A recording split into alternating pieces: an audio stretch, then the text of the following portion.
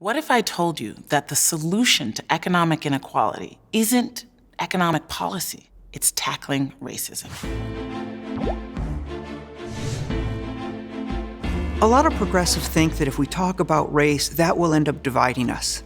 But the hard truth is, we're already divided. And we're divided because there's constant race talk in our society by conservatives. It's just that they're not talking about race expressly, they're using dog whistles.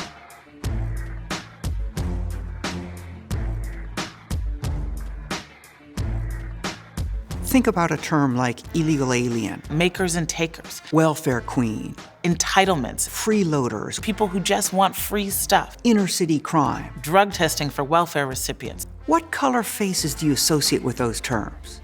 Or think about terms like the silent majority, the heartland, real Americans, hardworking taxpayers. What color faces do you see with those terms?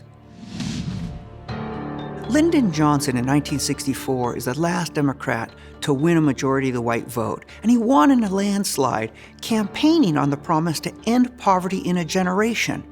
And yet, at the same time, racial anxiety is rising in the South because of the civil rights movement. Conservatives sense that they can use racial appeals as a way to win votes. And just 8 years later, Richard Nixon wins in an even bigger landslide, dog whistling about law and order and the silent majority. And then Ronald Reagan brings it home.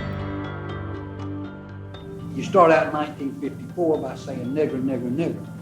By 1968, you can't say nigger, that hurts your backfire, so you say stuff like forced busing, states' rights and all that stuff.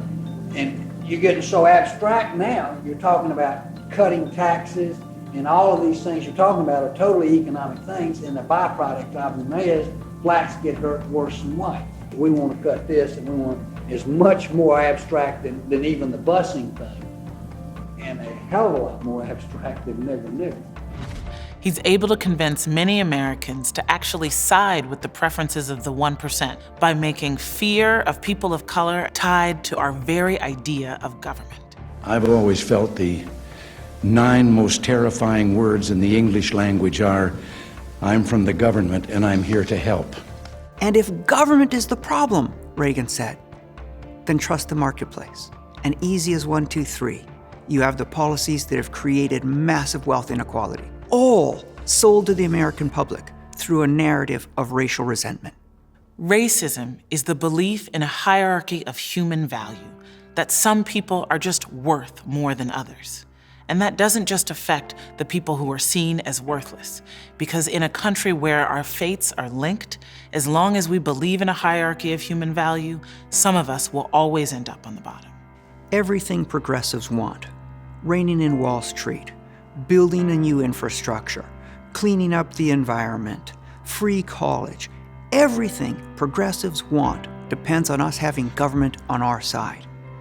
And it's exactly race that leads us to fight against each other, that leads us to distrust each other and to resent government, and in turn, to give control over government to the very rich. Some progressives right now think that if we solve the problems of economic inequality, racial disparities and racism will go away. I think it's actually the opposite. We can't solve economic inequality and change the politics of our country without addressing racism.